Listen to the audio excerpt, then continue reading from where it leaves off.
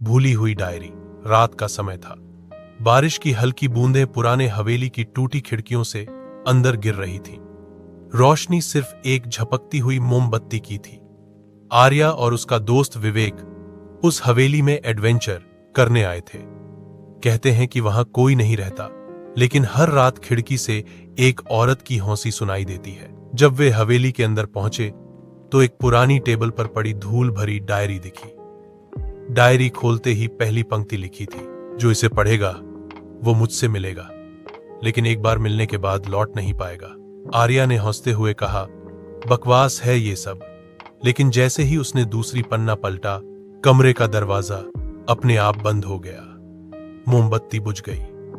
अंधेरे में किसी के कदमों की आवाज आई, थक थक थक। विवेक ने टॉर्च जलाई, पर सामने कोई नहीं था।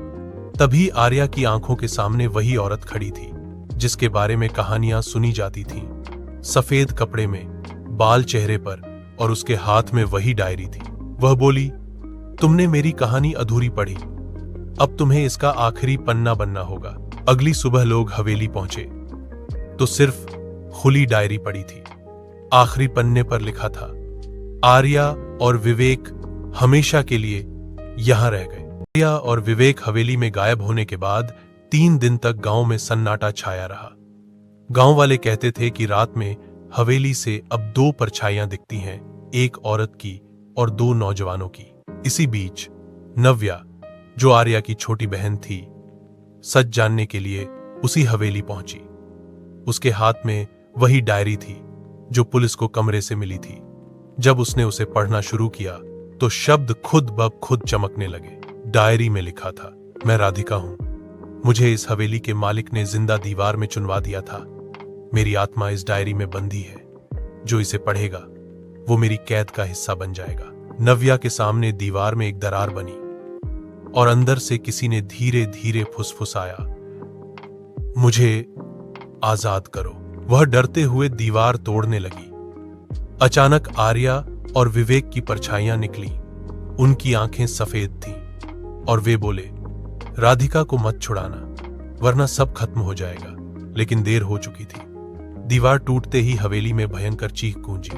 अगले दिन पूरा गांव उद्ध्वस्त पड़ा था और हवेली की जगह एक गहरी खाई बन चुकी थी। लोग कहते हैं, जो उस जगह डायरी पढ़े उसे अब भी एक और आवाज सुनाई देती है। अब मेरी कहानी पूरी होगी। हवेली की जगह बनी गहरी खाई से अब भी धुआं उठता था। गांव वाले डर के मारे उस इलाके के पास तक नहीं जाते थे। लेकिन एक रात अचानक आसमान में बिजली चमकी और खाई के ऊपर एक पुरानी डायरी खुद ब खुद प्रकट हो गई। इस बार डायरी नव्या के पिता अर्जुन के हाथ लगी।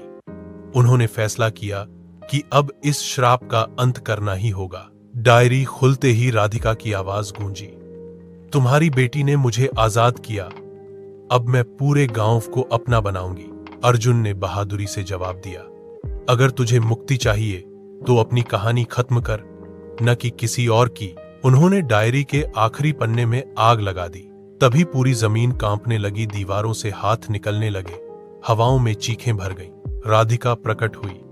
उसकी आंखों से लहू बह रहा था। उसने चिल्लाकर कहा, यह कहानी मेरी है। अर्जुन बोले, नहीं, अब ये कहानी खत्म होगी। आग पूरी डायरी को निगल गई। राधिका दर्द से चिल्लाई और राख में बदल गई। धीरे धीरे हवेली की जगह उगी घास और सब कुछ शांत हो गया। पर जब अर्जुन ने राख में झांका, वहां एक जली हुई पंक्ति अब भी चमक रही थी, हर कहानी कभी न कभी फिर से शुरू होती है। राधिका की राख तो उड़ गई थी, मगर हवाओं में उसकी फुसफुसाहट अब भी बाकी थी। कुछ महीनों बाद पास के गांव कालीपुर में अजीब घटनाएं शुरू हुईं।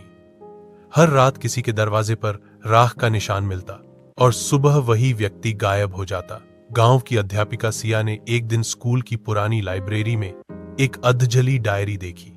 उसके आखिरी पन्ने पर लिखा था, जो मुझे जलाएगा वही मुझे पूरा करेगा। सिया ने पन्ना पलटा तो कमरे का तापमान अचानक गिर गया। दरवाजे अपने आप बंद हुए और राख से एक चेहरा बन गया, वही राधिका। वह मुस्कुराई, कहानी खत्म नहीं हुई सिया, तुम अब मेरी आवाज बनोगी। सिया ने डरते डरते पूछा, तुम चाहती क्या हो? राधिका बोली, न्याय। जिस हवेली में मुझे मारा गया उस मालिक की वंशज आज भी जिंदा है और वो तुम हो। सिया की नसों में खून जम गया। उसी पल उसकी आंखें सफेद हो गईं। अगले दिन गांव में सिया नहीं थी, लेकिन स्कूल की दीवार पर किसी ने लाल रंग से लिखा था, राधिका लौट आई है। और रात में जब हवा चलती है तो राख से वही फुसफुसाहट सुनाई देती है। कहानी अभी बाकी है। कालीपुर गांव अब लगभग खाली हो चुका था। जो बचे थे वे रात को दरवाजे पर दीपक जलाकर जागते रहते, ताकि सिया, राधिका की आत्मा अंदर ना आ सके। लेकिन एक व्यक्ति ऐसा था जिसे डर नहीं था, आरव, एक तांत्रिक और आर्या का पुराना दोस्त। आरव को पता चला कि राधिका की आत्मा हर उस आत्मा को बांध रही है जिसने डायरी को छुआ था। उसने मंत्रों की मदद से डायरी की राख से एक संरक्षण मंडल बनाया और राधिका को पुकारा, अगर तू न्याय चाहती है तो सामने आ। आसमान में बिजली चमकी, राख उड़ने लगी और सिया का शरीर मंडल के बीच आ गिरा। उसकी आंखें अब भी सफेद थीं। राधिका की आवाज आई, अब देर हो चुकी है आरव। जो मेरी कहानी शुरू करता है वो खत्म नहीं कर सकता।